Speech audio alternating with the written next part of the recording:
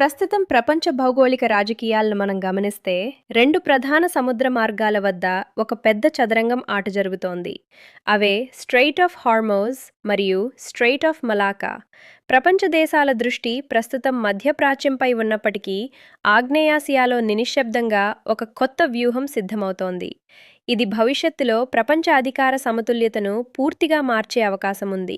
భౌగోళికంగా స్ట్రెయిట్ అంటే రెండు పెద్ద సముద్రాలను కలిపే ఒక ఇరుకైన జలసంధి. ఉదాహరణకు పర్షియన్ గల్ఫ్ వద్ద ఉన్న స్ట్రెయిట్ ఆఫ్ హార్మోజ్ వెడల్పు సుమారు 33 కిలోమీటర్లు. ఇక్కడ్నుంచే ప్రపంచంలోని 20% చమురు సరఫరా జరుగుతుంది. అయితే ఇండోనేషియా మరియు సింగపూర్ మధ్య ఉన్న స్ట్రెయిట్ ఆఫ్ మలాకా కొన్ని చోట్ల కేవలం 3 కిలోమీటర్ల వెడల్పు మాత్రమే ఉంటుంది. భారతదేశం మరియు చైనా వంటి దేశాలకు ఈ చిన్న జలసంధి ఒక జీవనాడి వంటిది. మన దేశ సముద్ర వ్యాపారంలో 80% ఈ మార్గం గుండానే జరుగుతుంది. ఇక చైనా విషయానికి వస్తే వారి ఇంధన మరియు ఎగుమతి వ్యాపారంలో దాదాపు 70% ఈ ఇరుకైన మార్గంపైనే ఆధారపడి ఉంది. దీనినే నిపుణులు మలాకా డైలమా అని పిలుస్తారు. అమెరికా ప్రస్తుతం ఈ కీలక పాయింట్లపై పట్టు సాధించడం ద్వారా ఒక గొప్ప వ్యూహాత్మక ప్రయోజనాన్ని పొందాలని చూస్తోంది. ఈ జలసంధులను నియంత్రించడం అంటే ఎదుటి దేశ ఆర్థిక వ్యవస్థకు సంబంధించిన మెయిన్ స్విచ్ను తమ చేతుల్లో ఉంచుకోవడమే. ఇరాన్ ప్రస్తుతం హార్మోజ్ జలసంధిని అడ్డుపెట్టుకుని పాశ్చాత్య దేశాలపై ఎలా ఒత్తిడి తెస్తుందో అమెరికా కూడా మలాకా జలసంధి వద్ద అదే తరహా వ్యూహాన్ని అమలు చేయాలని భావిస్తోంది. ప్రస్తుతం హార్మోజ్ జలసంధి వద్ద అమెరికా ఒక దిగ్బంధనాన్ని ప్రకటించింది.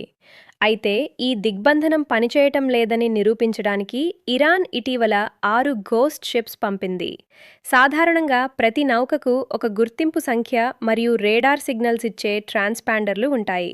కానీ ఈ గోస్ట్ షిప్స్ తమ సిగ్నల్స్ను ఆపివేసి ఎవరికీ దొరకకుండా నిశ్శబ్దంగా ప్రయాణిస్తాయి.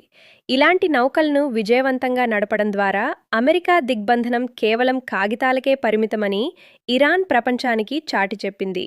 ఈ పరిణామాల నేపథ్యంలోనే అమెరికా తన దృష్టిని మలాకా జలసంధి వైపు మళ్లించింది. ఇందులో భాగంగానే అమెరికా ఇటీవల ఇండోనేషియాతో ఒక కీలక రక్షణ ఒప్పందాన్ని కుదుర్చుకుంది. పైకి ఇది కేవలం సైనిక ఆధునికీకరణ కోసం చేసుకున్న ఒప్పందంలా కనిపిస్తున్నప్పటికీ దీని వెనుక ఉన్న అసలు ఉద్దేశం ఇండోనేషియా గగనతలం మరియు సముద్ర మార్గాలపై అమెరికాకు ప్రాప్యత కల్పించడం.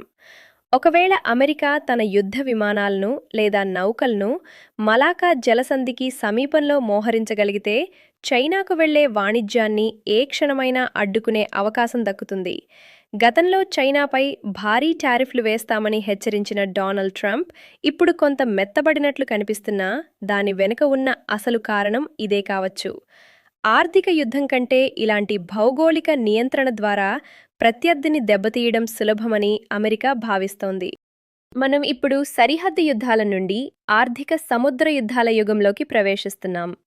హార్మోజ్ జలసంధిలో చిన్న ఉద్రిక్తత తలెత్తినా దాని ప్రభావం మన దేశంలోని ఇంధన ధరలపై కూడా పడుతుంది. అలాంటిది ప్రపంచంలోనే అత్యంత రద్దీగా ఉండే మలాకా జలసంధిలో ఏదైనా సంఘర్షణ జరిగితే ప్రపంచ సరఫరా గొలుసు పూర్తిగా కుప్పకూలే ప్రమాదముంది. రాబోయే కాలంలో ప్రపంచ వ్యాపారాన్ని మరియు భద్రతను ఎవరు శాసిస్తారో ఈ స్ట్రెయిట్ వ్యూహం, స్ట్రెయిట్ స్ట్రాటజీ నిర్ణయించబోతోంది.